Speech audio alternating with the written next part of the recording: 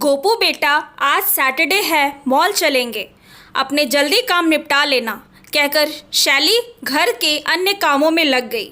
गोपू उसके यहाँ बेटे प्रियांशु के लिए रखा गया नौकर है।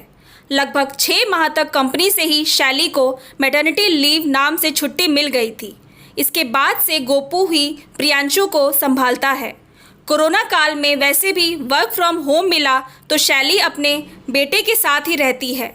गोपू उसके सारे काम करता, बस शैली प्रियांशु को नहलाती स्वयं थी। मालिश करना, डायपर बदलना, दूध पिलाना, गोद में रखना और पार्क में घुमा कर लाना गोपू की जिम्मेदारी थी। गोपू भी बड़ा वफादार, सीधा साधा और मेहनती लड़का था। 2 वर्ष का प्रियांशु हो गया, लेकिन गोपू ने शिकायत का कोई मौका ही नहीं दिया। समझो 15 दिन की ट्रेनिंग ने उसे कुशल चाइल्ड केयर टेकर बना दिया। इस तरह गोपू पूरे 16 वर्ष का हो चुका था।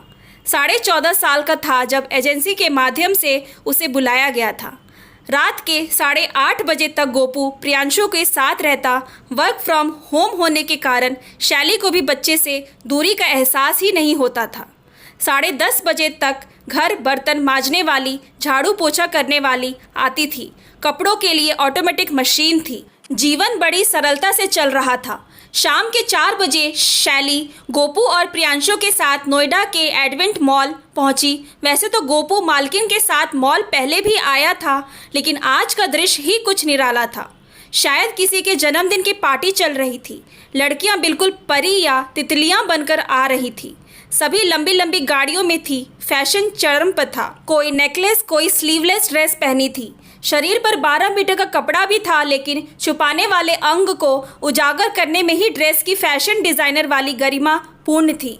तभी एक लड़की एक लड़के के बाहों में बाहें डालकर मॉल में उपस्थित हुई। शायद फैशन की ओर प्रदर्शन करने की सारी सीमाएं पार कर दी गई थी। ड्रेस का गला भी नाभि तक था। वक्ष के बीच में रंग बिरंगा टैटू बनवाया हुआ था। लड़की का रंग दूध जैसा गोरा था। टैटू दिखाने के प्रलोभन में ही शायद उसने इतने बड़े गले वाली ड्रेस पहनी थी।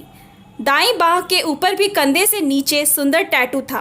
पलकें लंबी लंबी, बाल सुनहरे और पीले पीले होठों पर ड्रेस से मैच करती नारंगी रंग की लिपस्टिक, बालों में मोतियों की कतारें। उसे देखकर कोई कह नहीं सकता कि वह इस लोक की लड़की है। गोपू के लिए यह अद्भुत नज़ारा था। मिलने वाले वेतन से पैसे जोड़कर उसने किश्तों पर स्मार्टफोन भी ले लिया था। पूरे दिन तो वह प्रियांशु की सेवा में रहता था, लेकिन 10 बजे के बाद उसका व्यक्तिगत जीवन प्रारंभ हो जाता। मालकिन के 3 BHK फ्लैट में नौकर के लिए रहने के लिए एक छोटा सा कमरा और अटैच लैट्रिन बाथरूम था। वह 12 बजे तक मोबाइल देखता। मोबाइल पर सब प्रकार की सामग्री उपलब्ध, साधु संत बनने वाली भी और कामांत करने वाली वीडियो भी। व्यक्ति अपनी सोच और चाहत के अनुसार सामग्री चुन लेता है। गोपू की किशोरावस्था, फेसबुक, यूट्यूब, इंस्टाग्राम पर अश्लील विज्ञापन, एक अगर गलती से भी स्पर्श हो जाए तो प्रोग्राम की बाढ़ आ जाती है। कंपनी वालों ने जानबूझकर मोबाइल को इतना सरल बना दिया कि बच्चा भी मोबाइल चलाने में कुशल। किसी प्रशिक्षण की आवश्यकता ही नहीं। गोपू में भी यौवन की उमंगें लहरें उठ रही थीं। उस लड़की का सौंदर्य देखकर तो गोपू पागल सा हो गया। 50% बलात्कारों के तो यही कारण है कि सूरज तो हाथ आता नहीं, चांद तारों को ही नोच डालते हैं। गोपू को जिस लड़की ने उत्तेजित किया था वह करोड़पति घर की अप्सरा थी। उसे तो क्या, उसकी परछाई को भी सपने में गोपू छू नहीं सकता था, लेकिन उसका परिणाम भुगतना पड़ा एक मासूम कली को। बर्तन मांजने के लिए जो बाई आई थी, उसी की बेटी के साथ जो मात्र 11 वर्ष की थी, गोपू ने रेप कर दिया और धमकी दी कि यदि अपनी माँ से या किसी और से जिक्र भी किया तो मार डालेगा।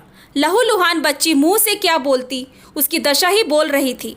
भीड़ इकट्ठी हो गई। पहले भीड़ ने गोपू को पीटा, फिर पुलिस को दे दिया। पुलिस भी पूछताछ करने लगी। गोपू के कमरे की तलाशी ली गई। मोबाइल, स्मार्टफोन कब्जे में लिया गया। फ़ोन की साइबर क्राइम वालों ने जाँच की। परिणाम यही निकला, भोले भाले गोपू को मोबाइल ने बिगाड़ दिया। गोपू के बयानों से सिद्ध हो गया कि उच्च वर्ग की तितलियां स्वयं तो सुरक्षित रहती हैं, बड़ी बड़ी कारों में घूमती हैं, लेकिन जो जहर वह समाज में फैला रही हैं, उसकी करवाहट का परिणाम मासूम भोली भाली गरीब लड़कियों को भुगतना पड़ रहा है। गोपू के बयान सुनकर शैली भी फफक फफक कर रो पड़ी। उसके मुंह से निकला, मेरा गोपू तो मासूम बच्चा था, उसे इन तितलियों ने अपराधी बनाया, लेकिन उन तितलियों को कोई सज़ा नहीं मिलेगी। गोपू को सोसाइटी के दबाव के कारण नौकरी से निकाल दिया गया। केस चला, नाबालिग होने के कारण सज़ा तो कम मिली, सुधार गृह में भेज दिया गया, लेकिन गरीब माँ बाप का सहारा टूट गया क्योंकि अब एजेंसी ने उसको अपने माध्यम से भेजने के लिए साफ मना कर दिया। उस मासूम पर बलात्कारी का टैग था। हालात को कौन देखता है, सज़ा तो अपराधी को ही मिलती है। लेकिन शैली का मन कर रहा था कि वह चीखे चिल्लाए। इन रील बनाने वालों को, वीडियो बनाने वालों को, वेब सीरीज़ बनाने वालों को सज़ा क्यों नहीं होती, समझ में नहीं आता। अश्लीलता फैलाने वाली लड़कियों को कोई कुछ नहीं कहता, केवल अंग प्रदर्शन करती हैं फैशन के नाम पर, उन्हें सज़ा क्यों नहीं? Thanks for watching. Please like and subscribe my channel.